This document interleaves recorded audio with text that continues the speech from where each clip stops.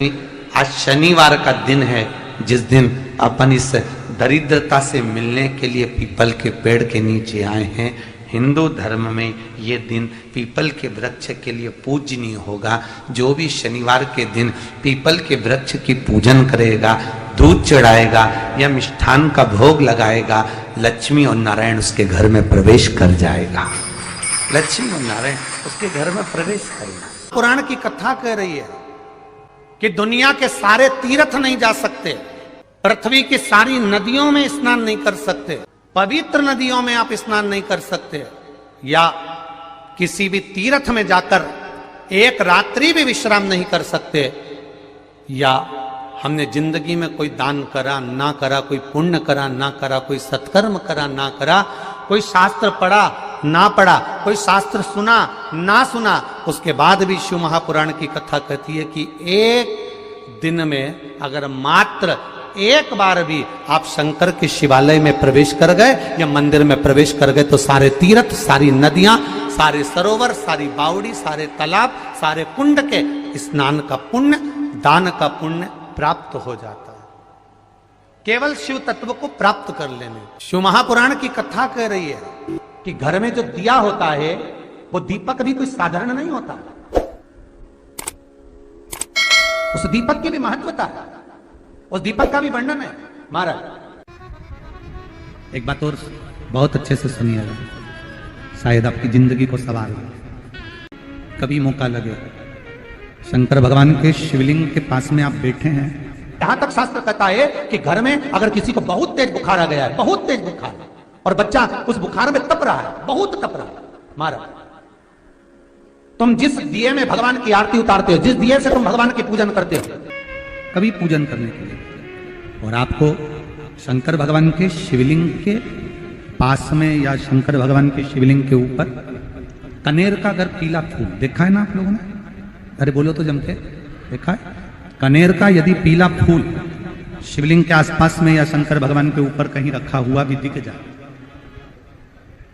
विषम परिस्थिति हो, बहुत हिम्मत ना हारते हो, तभी भगवान अकेले में एकांत में आप पहुंचे उनके पूजन के लिए, कनेर का पुष्प वहां रखा है, चाहे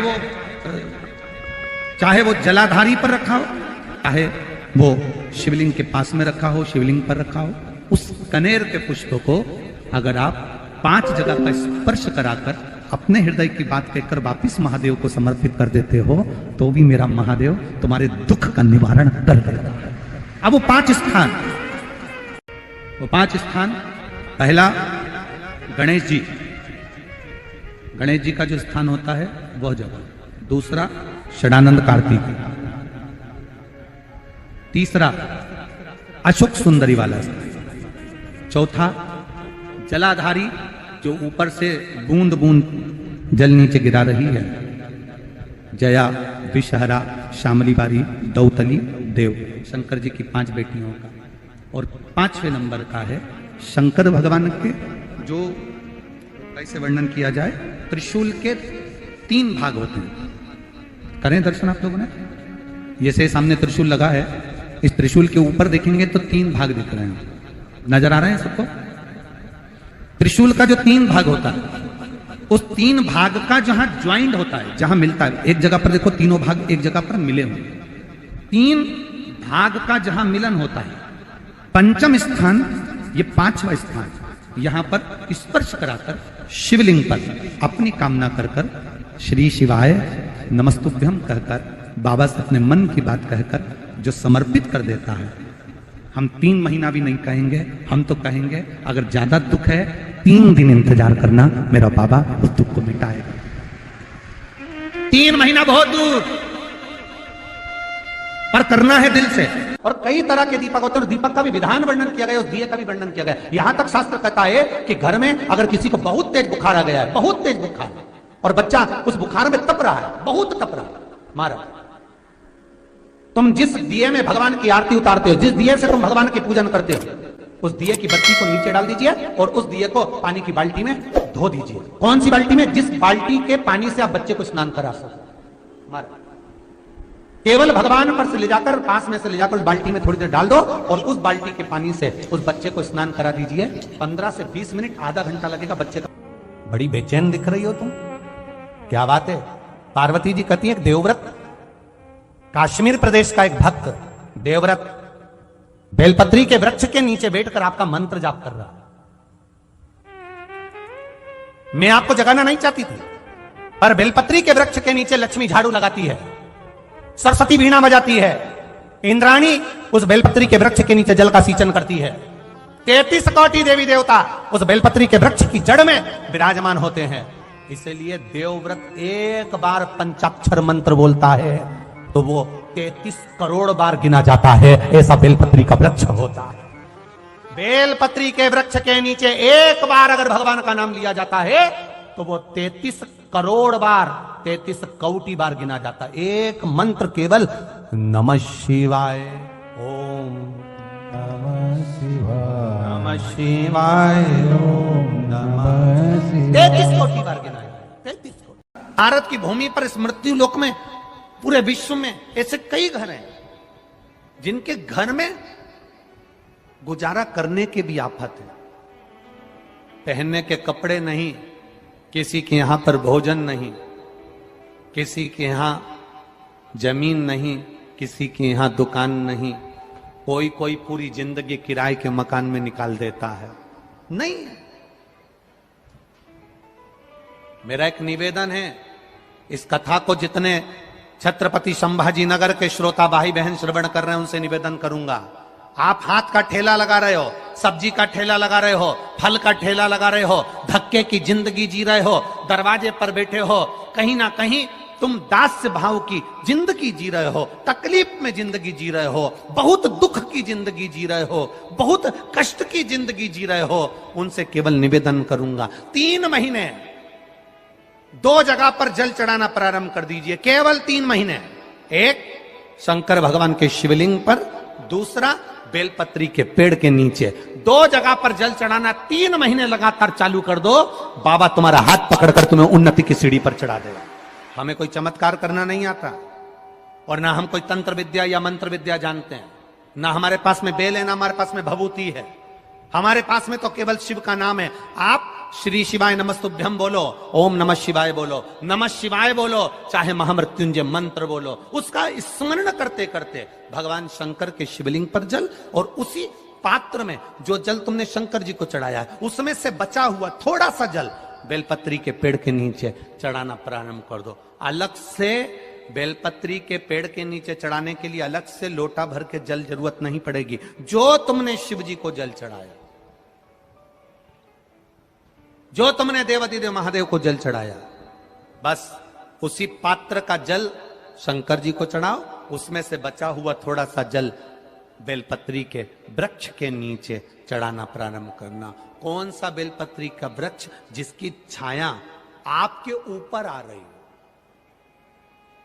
शिव महापुराण बड़ी सुंदर बात कहता है, ध्यान दीजिएगा। जिस बेलपत्री का पौधा तुम्हारे सिर का, और ये दोनों हाथ ऊपर कर लो, अपन खड़े हुए और खड़े होकर दोनों हाथ ऊपर करे, इतना बड़ा बेलपत्री का पौधा है, उस बेलपत्री के पौधे की पत्ती को कभी तोड़कर शंकर जी को नहीं चढ़ाना चाहिए। ध्यान रखना। कितना बड़ा पौधा, आप खड़े हो जाओ और खड़े होने के बाद आपका हाथ ऊंचा कर लेना। इतना बड़ा पौधा है, उस पौधे की पत्ती बेलपत्री को तोड़कर शंकर भगवान को कभी नहीं चढ़ाना। शंकर भगवान को उस बेलपत्री को, उस वृक्ष की पत्ती को तोड़ना चाहिए जो वृक्ष तुम्हारे हाथ से थोड़ा सा ऊंचा हो, जिसके लिए तुम्हें हाथ और ऊंचा करना पड़ रहा हो। जैसे एक बच्चा अपनी मां की गोद में बैठने के लिए दोनों हाथों से उचकता है, आवाज लगाता है, उचकता है, आवाज लगाता है, हाथ ऊपर करता है, तो मां उस बच्चे को गोदी में ले लेती है। उसी तरह उस बेलपत्री के वृक्ष की पत्ती तोड़ना चाहिए जिसने थोड़ी उन्नति कर ली हो, जो थोड़ा ऊंचा हो गया हो। तुम उसको पाने का प्रयास करो तो भगवान भी तुम्हें अपनी गोदी में ले ले। ऐसे वृक्ष की पत्ती तुम छोटा सा पौधा बिल्कुल जरा सा पौधा, उसी की पत्ती तोड़कर महादेव को चढ़ाओगे, ये श्रेष्ठता नहीं। यदि बेलपत्री का पेड़ आपके यहाँ है और मान लो कई लोग बेलपत्री गमले में लगाते हैं या छत के ऊपर लगा देते हैं, बेलपत्री का वृक्ष जो होना चाहिए वो घर के ठीक पीछे के भाग में, पीछे के भाग। या बेलपत्री का वृक्ष अगर पीछे नहीं है तो आप अपने घर से जब बाहर निकलते हैं तो राइट हैंड की ओर बेलपत्री का वृक्ष होना चाहिए। आप जब घर से प्रवेश कर रहे हैं बाहर की ओर निकल, वो सुख का अनुभव करा।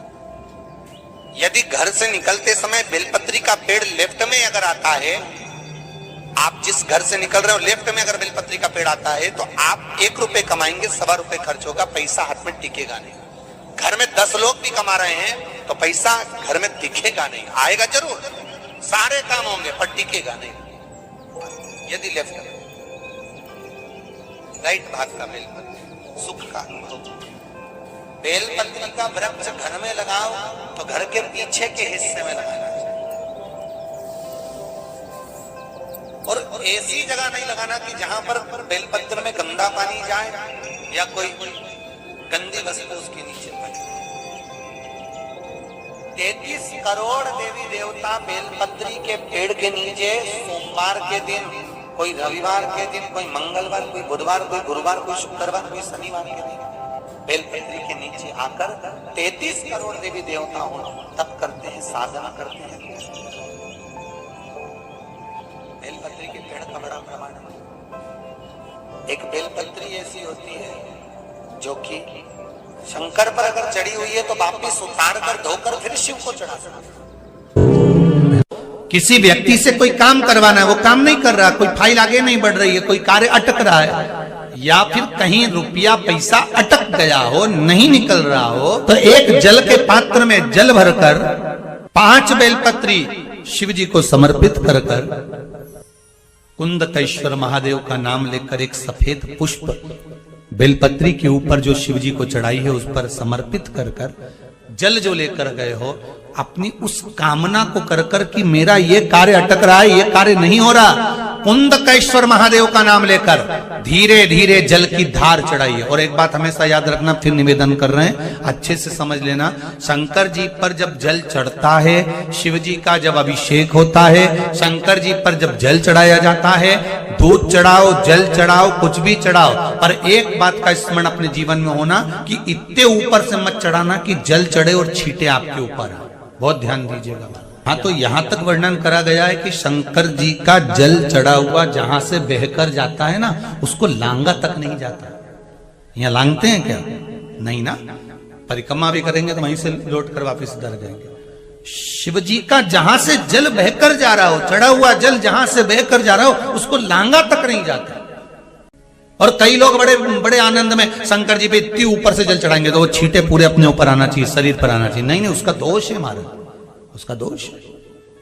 आप भगवान को अगर जल चढ़ाओ, दूध चढ़ाओ, तो मान लो अगर जैसे एक सरल भाषा में समझ लो और अच्छे से, कि जैसे ये शिवलिंग है शंकर जी का, ये शिवलिंग है, और आप जल चढ़ा रहे हो तो इतनी ऊपर से छोड़ोगे तो पानी का छींटा तो अपने ऊपर आएगा, पर वही जल, वही दूध, वही सामग्री आप शिवलिंग से थोड़ी सी दूरी बनाकर अगर आप समर्पित करेंगे तो बाबा उसको स्वीकार भी करता है और आनंद की अनुभूति भी होती है, कार्य में सिद्धता भी आती है, कार्य में उसकी सिद्धता भी। श्री शिवाय नमस्तुभ्यम, हर हर महादेव। पूज्य गुरु जी पंडित प्रदीप मिश्रा जी के द्वारा उनकी कथा में बताया गया उपाय। पूज्य गुरु जी पंडित प्रदीप मिश्रा जी अपनी कथा में बताए हैं कि शनिवार के दिन पीपल के वृक्ष का पूजन करने से माँ लक्ष्मी और विष्णु भगवान जी का विशेष आशीर्वाद प्राप्त होता है। पीपल के वृक्ष के नीचे जल या दूध या मिष्टान चढ़ाने से माँ लक्ष्मी सदा प्रसन्न रहती है। और शिवलिंग पे जल कैसे चढ़ाना चाहिए, पूज्य गुरु जी पंडित प्रदीप मिश्रा जी बताए हैं। शिवलिंग पे जल अच्छा से चढ़ाना चाहिए और जलाधारी को नहीं लांघना चाहिए। तो आशा करती हूँ यह वीडियो आपको पसंद आई होगी।